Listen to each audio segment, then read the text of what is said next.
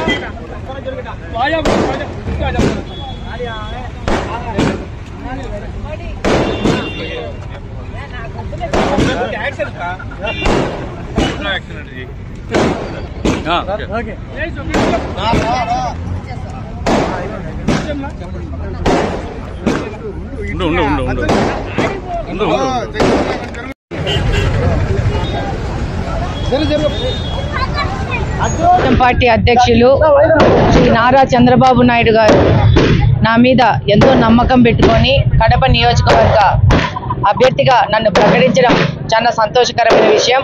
ఆయన నన్ను ప్రకటించినందుకు ఆయనకు ధన్యవాదాలు తెలియజేసుకుంటున్నాను. ఇక్కడి నుంచి వెనక్కి చూస్తే 6 నెలలకు ముందు నన్ను ఇక్కడ ఇన్ఛార్జిగా పంపించారు. 6 నెలల నుంచి చంద్రబాబు నాయుడు గారి నాయకత్వంలో ఈ కడప నగరంలో గడప గడప తిరుగుతూ ప్రజలకు చేరువవుతూ వస్తూ ఉన్నాను. కడప నగరంలో ప్రతి ఒక్క ఇంటికి పోయిన మహిళగా నాకు గుర్తింపు ఉంది. అలాగనే ప్రతి ఒక్క మహిళ ప్రతి ఒక్క వర్గం వల్ల కష్టాలు నష్టాలు తెలుసుకుంటూ ఈ 6 నెలల నుంచి నేను ప్రయాణం చేస్తున్నాను.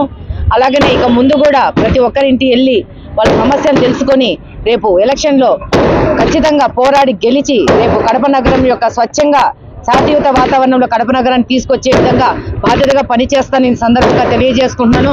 అలాగనే కడప నగరంలో మహిళలకు ఎన్నో కష్టాలు ఉన్నాయి.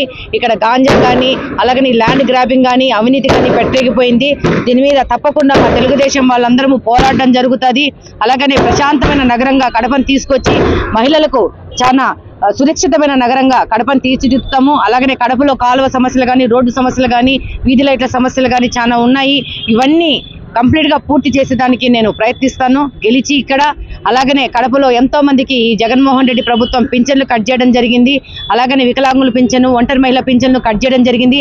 వాళ్ళ పింఛన్ల కోసం వెళితే ఇప్పుడు ఉన్న ఎమ్మెల్యే గారు వాళ్ళని చాలా దుర్మార్గంగా మాట్లాడడం కూడా జరిగింది. వాళ్ళందరికీ మేము ఆసరాగా ఉండి వాళ్ళందరికీ పింఛన్లు ఎక్కించడం కానీ ఈ యొక్క బలుగు బలహీన వర్గాల అభ్యున్నతి కోసం పోరాటం జరుగుతోంది. తప్పకుండా కడప నగర ప్రజలందరూ నా మీద నమ్మకం ఉంచుకొని ఒక మహిళగా సున్నిత స్వభావాలుగా వెళ్ళి ఈ యొక్క కడప అభివృద్ధి కోసం పనిచేస్తానని వాళ్ళకి విజ్ఞప్తి చేసుకుంటున్నాను. కడప నగర ప్రజలకు నేను మరొకసారి విజ్ఞప్తి, ఈసారి తెలుగుదేశం ప్రభుత్వంకి సైకిల్ గుర్తుకు ఓటేసి మహిళగా నన్ను గెలిపించాలని కోరుకుంటున్నాను. Thank you. కడప మాధవి గారు, మైదుకూరు సుధాకర్ యాదవ్ గారు, పులివెందల నుంచి బీటెక్ రవీంద్రనాథ్ రెడ్డి గారి అభ్యర్థుల ఖరారు చేస్తూ తెలుగుదేశం పార్టీ అధ్యక్షులు చంద్రబాబు నాయుడు గారు, అలాగే జనసేన అధ్యక్షులు పవన్ కళ్యాణ్ గారు ప్రకటన చేశారు.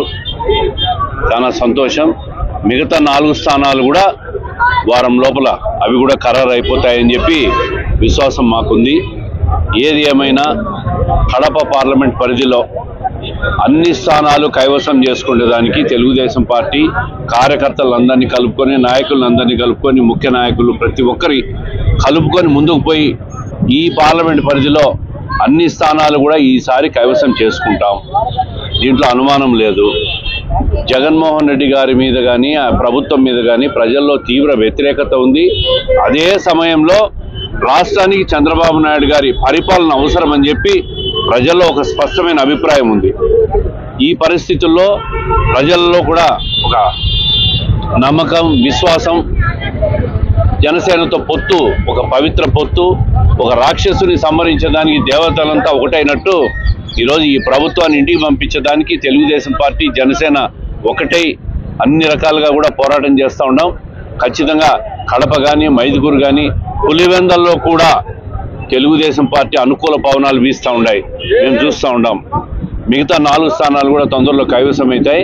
కడప పార్లమెంట్ అధ్యక్షునిగా చెప్తున్నా, ఈసారి ఖచ్చితంగా మెజారిటీ స్థానాలు అంటే అన్ని స్థానాలు కూడా మేము కైవసం చేసుకునే దిశగా ముందుకు పోతాం.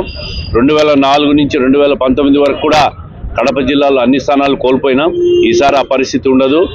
7 మంది ఎమ్మెల్యేల మీద కూడా తీవ్రమైన వ్యతిరేకత, అంటే ఇంక్లూడింగ్ పులివెందల శాసనసభ్యుల మీద కూడా తీవ్రమైన వ్యతిరేకత ఉంది. కడప పార్లమెంటు మెంబర్ మీద అవినాష్ రెడ్డి గారి మీద కూడా ఈ 10 సంవత్సరాలుగా పార్లమెంటు సభ్యుడిగా ఉండి ఈ పార్లమెంట్ పరిధిలో కేంద్ర ప్రభుత్వంతో మాట్లాడి ఏ కార్యక్రమం చేయలేదు, పూర్తిగా వైఫల్యం చెందాడు. వైఎస్ఆర్ కాంగ్రెస్ పార్టీ 7 మంది ఎమ్మెల్యేలు కూడా వైఫల్యం చెందారు, పూర్తిగా అవినీతిలో కూరుకుపోయినారు. అందుకే ప్రజలకు అర్థమైపోయింది, ఈ మంచి పరిపాలన సుపరిపాలన రావాలంటే ఖచ్చితంగా తెలుగుదేశం పార్టీ చంద్రబాబు నాయుడు గారు నాయకత్వంలో జనసేన తోడ్పాటుతో సంకీర్ణ ప్రభుత్వం ఏర్పాటు కావడం ఖాయం. దీంట్లో 2 అనుమానం లేదు. మిగిలిన 4 స్థానాలు కూడా ఈ పార్లమెంట్ పరిధిలో ఇంకొక 5-6 రోజుల్లో తప్పకుండా అవి కూడా ప్రకటిస్తారు. అందరూ కలిసి ఉమ్మడిగా పోరాటం చేసి అన్ని స్థానాలు కూడా కైవసం చేసుకుంటాం.